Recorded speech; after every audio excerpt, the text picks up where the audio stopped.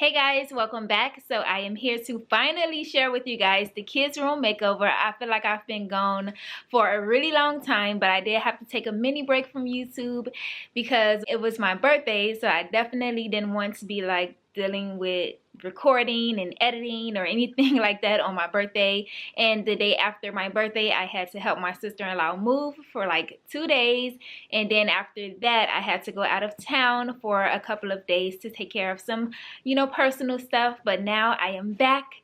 Time to get back on the grind with these videos. But yeah, I'm gonna share with you guys the kids room makeover. So I am about to rewind to day one of the makeover process where I show you guys the before, and then I'll do the reveal, and then we're gonna meet back here and discuss some stuff about the room, like where I purchased everything and why I decided to do a boy-girl shared room instead of giving them separate rooms, because I've been getting questions about that. Why don't I just separate their rooms?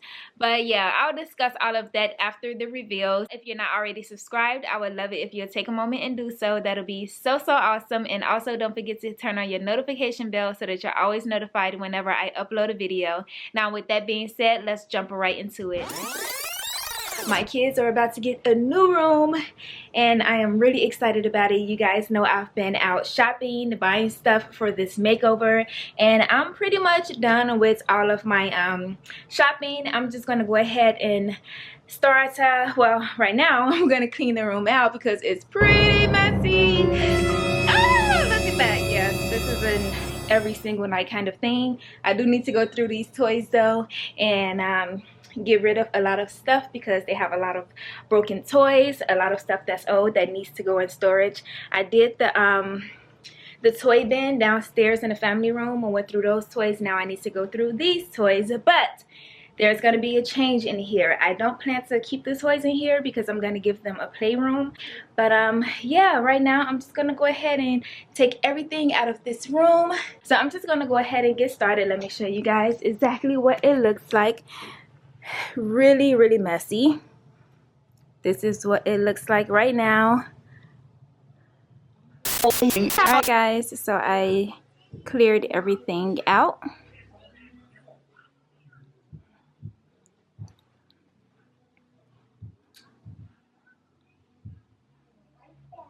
And now I am going to assemble this headboard to the bed. And I had to purchase this bracket so that I can assemble it. I got this from Amazon. I'm hoping it'll work. I don't think it's focused, but hopefully it works on this bed frame. I got this from Amazon as well. Alright guys, so it took me about a week and a half to completely finish the room because some of the items I purchased didn't work out in this space, so I had to go back out and find new things like the wall decor. But I am now done with the room, so here is the reveal.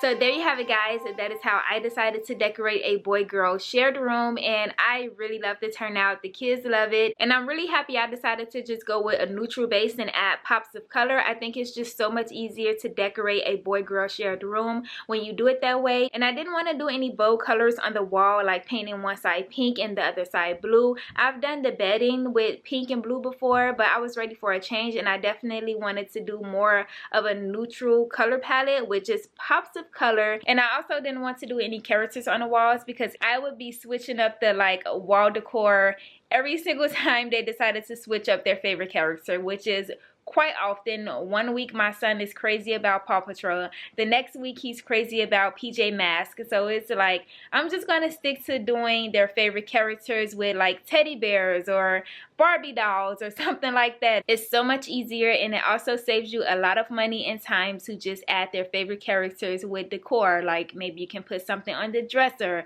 or do what I did and add their characters on the bed. And I mainly decided to keep the room very neutral and toned down because I gave the kids a playroom. Now that room is going to be full of color, full of characters and toys, and it's not really going to be decorated any kind of fancy way because there's going to be toys everywhere. It's going to be a playroom, so I'm going to have fun with colors and characters and all of the fun stuff that you would normally see in a kid's space in that room. And I had some people suggesting I just give them separate rooms. Now I did take it under consideration to give them separate rooms, or to just let them continue to share a room and do a playroom for them where they can have all of the toys in the playroom instead of having them all over the house, family room, their room, all up and down the stairs, because they're bringing toys from the bedroom down to the family room to play, or from the family room upstairs. So I thought about it. Maybe it'll be best to give them a playroom where all of the toys can go. I can take all of the toys out of the family room and put everything in one space for them to play and have fun. But I did talk about it with my little ones before making the decision, so I asked them, do they want to continue to share a room and have a playroom, or if they just want to have their own room. And that's just not what they wanted. They really wanted to have a playroom. I even tried to convince my daughter that having her own room would be a great idea. I'm just like, you know, you're not gonna have to worry about your brother messing with your toys or anything. You can have all of your toys in your room. And she's just like, well, I like playing with my brother. I like when we play with our toys together. So you know what'll happen if I decided to separate them? She would bring her toys to his room. He will bring his toys to her room, so they can continue to play together, because they are still very young and they really do enjoy playing with their toys together. So for everyone wondering why I didn't just separate them, then that is why. They weren't ready to be separated. They really wanted to have a playroom, and honestly, I am so happy they decided to do the playroom, because I can have all of the toys in one space instead of cleaning toys from all over the house. It's just gonna make, you know, that whole process so much easier, and it's going to be easier for them as well when it comes down to cleaning, because they don't have to worry about being exhausted walking around the house picking up all of their toys and just getting fussy and not wanting to do it. Everything is in one space now. So that is why we decided to not do separate rooms, for all of you guys that are wondering. But of course my daughter is going to get to that age where she wants her space, but that's no time soon, and maybe in a couple of years she's going to want her space. Now as far as where I purchased everything in the room, I will have all of that information down in the description box. And that's gonna wrap up this video. I hope you enjoyed watching, and I hope you got some inspiration from this video, especially if you're like struggling on how to decorate a boy-girl shared space. Now if you don't have a separate room to like give your kids a playroom and take all of the toys out of the bedroom, you can always use a cubby organizer or like a bookcase with bins and just fill it with all of the kids' toys. And that's just an easy way to keep stuff organized in the room as well. Now that's gonna wrap up this video, guys. I hope you enjoyed watching. If you did, please give me a thumbs up, and I'll see you in the next one. Bye guys.